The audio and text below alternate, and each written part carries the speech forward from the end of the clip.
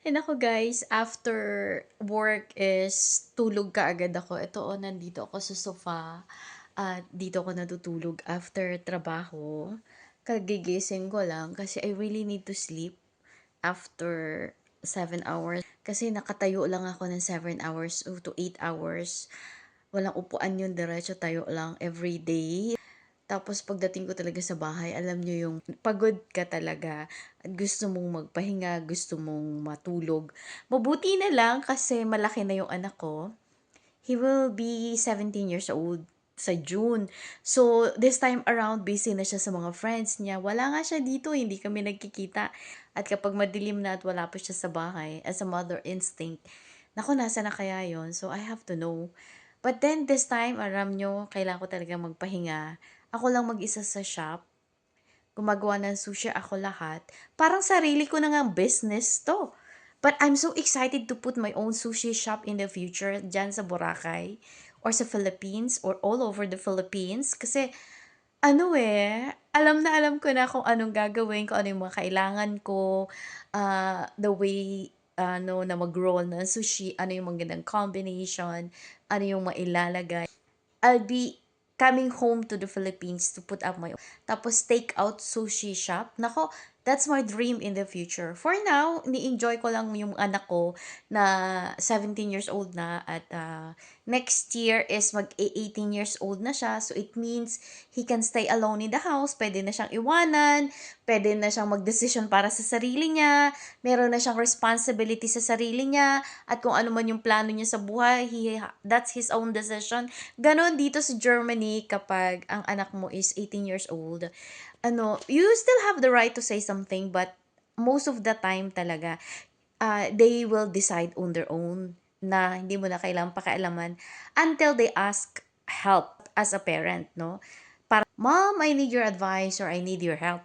Or Dad, can you help me? Pero most of the time talaga, they like to explore.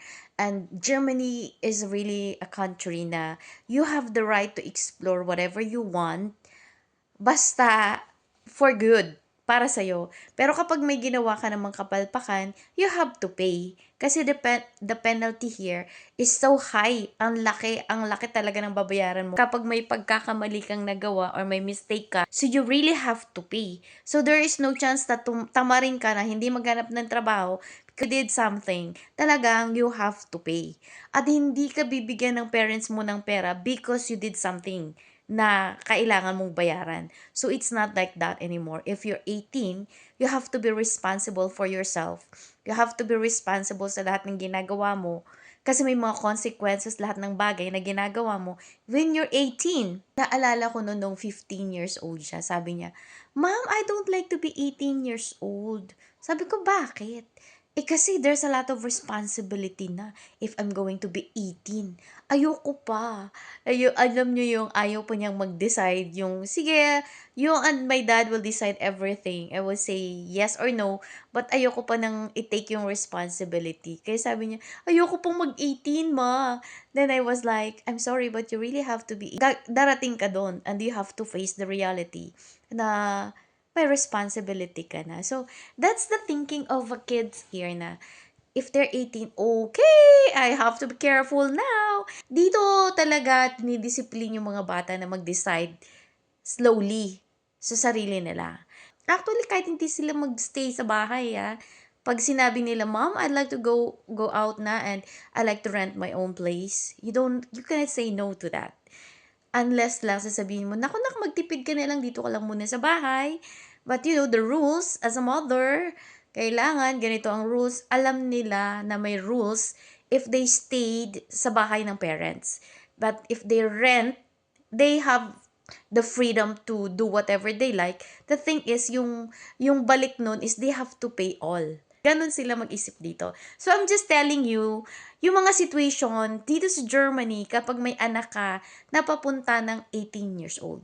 Unless ang bata is 18 years old at nag-school, so, syempre, kailangan pa rin niya ng bahay, kailangan niya ng assistant.